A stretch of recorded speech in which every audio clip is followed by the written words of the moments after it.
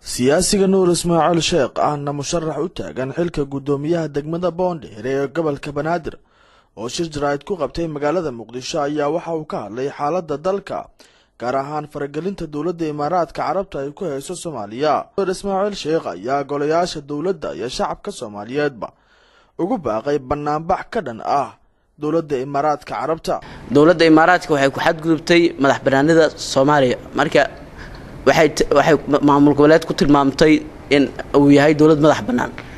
marka shacabku waxa loo baahan yahay inay difaacdaan dowladooda shacabka inay soo baxaan inay dareenkooda muujiyaan maadaama lagu xadgudbay madaxbannaanidooda sidoo kale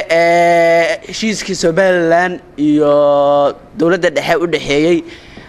waxay muujinaysaa in dowladda Imaaraadka ka xun tahay arintaas ayna faragelinayso si uu burburana arintaani ay u soo aadisay marka arintaas waa arin laga xumaado shacabka Soomaaliyeed waxa uu baaqayaa in ay isku soo baxaan dareenkooda ay muujiyaan maadaama lagu xadgudbay madaxbannaanidooda ayna difaacdaan dalkooda sidoo kale dalku wuxuu leeyahay baarlamaan xildhibaanada sharafta leh waxa uu baaqayaa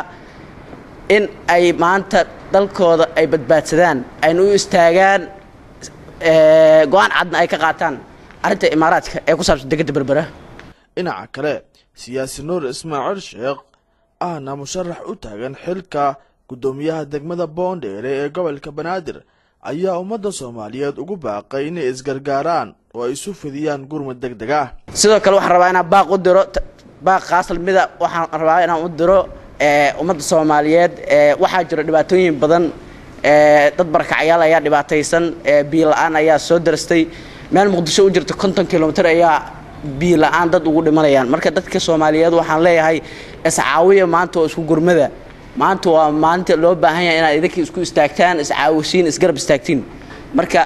waxaan leeyahay isgarab istaaga oo isku istaaga deegaano badan ayaa jiro oo biyo la'aan ay ka jirto tusaale ahaan raayaceel oo kale deegaano kale 50 kiiloomitir Muqdisho u jiro shabeellooyinka labada shabeelle kamida deegaanada ay ku nool yihiin barakacayaal sidoo kale dhibaatooyin ayaa ka taagan marka waxaan leeyahay dadka Soomaaliyeed isku tashada isgarab istaaga. Nuur Ismaaciil Sheekh ayaa ah siyaasi Soomaaliyeed isla markaasina u taagan xilka gudoomiyaha degmada Boondheere ee gobolka Banaadir. Bile Mire Maxamed SBS magaalada Muqdisho.